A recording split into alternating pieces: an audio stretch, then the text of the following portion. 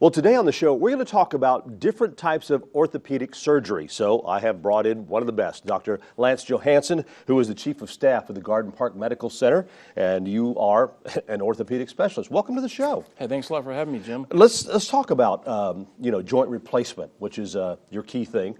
Why would anyone need joint replacement? Talk about the symptoms to bring on joint replacement in any area. Sure. Well, to start with, joint replacement is basically done for patients whose joints are worn out.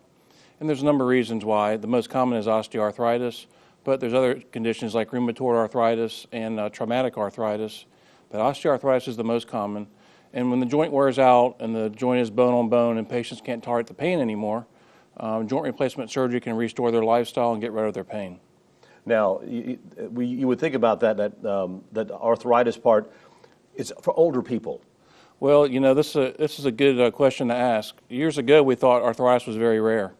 There's about 320 million Americans now, and we think as many as 30% have arthritis of some form. Mm-hmm. So it's very common, and joint replacement surgery is a very common operation. So the 320 million Americans, over 1 million Americans every year have joint replacement surgery, either of the hip, knee, shoulder, elbow, ankle, one of those 5. Ankle? Yes. Now, I've heard of your knee and your hip, but ankle, I don't think I've ever heard of that. What would actually that entail, or what symptoms would bring that on? Right. Well, it's the very same symptoms as the hip or the knee.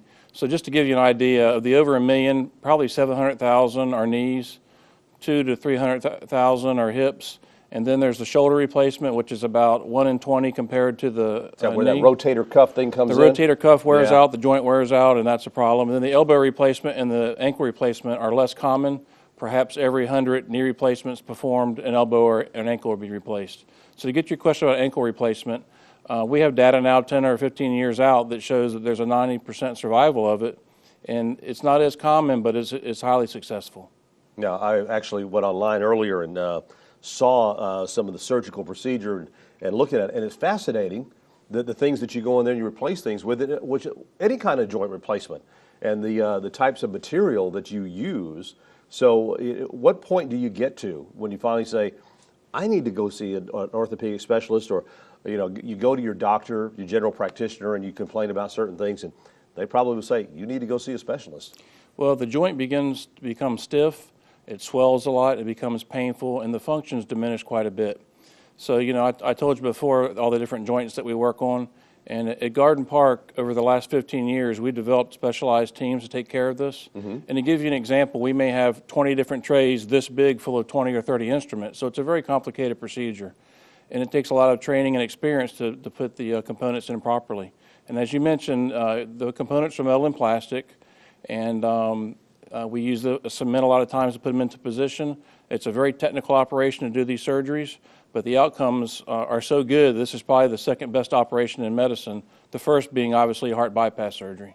Now, whenever you do one of these joint replacements, how long do the part that you put in there, what's the, I don't know what you call it, we call the life expectancy of it? Yeah. Well, many years ago, if you got 10 or 15 years, we were lucky. So now for knee replacements and hip replacements, we have data to show that they're going to last 40, 50 years or longer. So to give you an idea, in the 80s or 90s, the average hip or knee may last 10 to 20 years depending on how active the patient is and what their comorbidities are.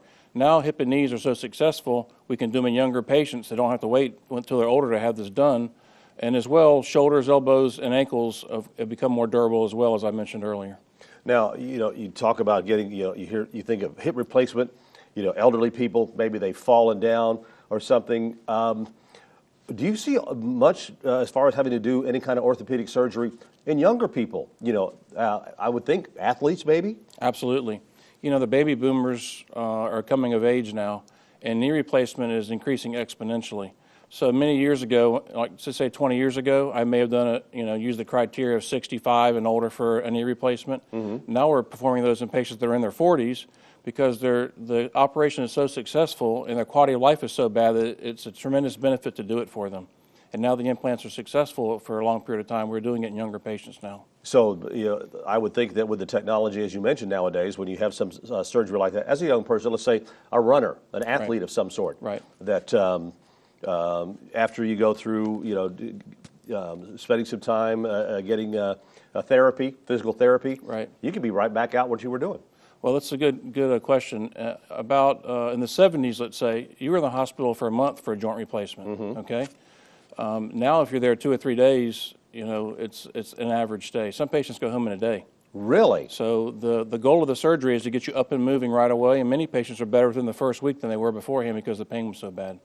And of course, they might try to mask the pain with painkillers, and after a while, it just gets to the point where you can't do that anymore. Well, you're right, and we don't recommend patients take narcotics. If it's become that bad, it's better for your body to have the Well, you're surgery doing more done. damage. If you're Exactly if right. you're trying to hide it and mask it, you're just going to end up doing more damage. And then when you do have to have the surgery, it's going to be a little bit more complicated. Exactly right. And mentioning complicated surgeries, a lot of days at Garden Park, I have a team that works with me, and they have over 100 years experience doing this kind of surgery. So it took me a long time to help get this team developed. But when you have experts working on it and you do the operation properly and you put all the parts in the best position, that gives you the chance for the best outcome. Well, that's awesome. Well, it's amazing to see how technology has jumped forward so much in these different surgeries. I mean, and again, elbow, wrist, and the ankle I had never heard of, but it's, we're on our feet all the time. We're on our feet all the time, and like I said, this is a very successful operation. Patients are doing very well with it. Their quality of life is markedly improved. The activities of daily living of a patient are just tremendous, how much they improve from having the surgery done. And the old thing used to be wait to have it done. Now it's don't wait, let's get it done so we can get your quality of life back. That's awesome. Well, Dr. Johansson, thank you so much for sharing this information with us. If you'd like some more information, I'd like to schedule an appointment. There's a phone number on your screen. Again, Dr. Lance Johansson, who is the Chief of Staff with Garden Park Medical Center.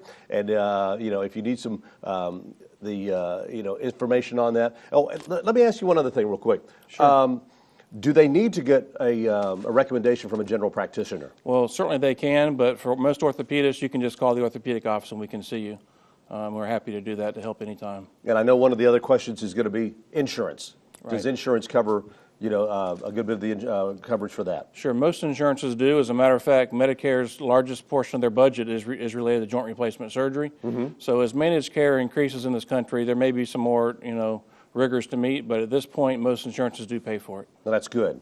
So no need to put it off if you want to continue your lifestyle on into the later years, into our golden years, as we so to speak, because I'm getting there. That's right, Jim. You may get one before you know it. Well, again, thank you so much. Again, phone number's on your screen. The office is at Garden Park Medical Center. If you'd like to make an appointment, give them a call. If you'd like some more information about orthopedic surgery, Google it. There's a wealth of information on the internet. Thanks for being with us today.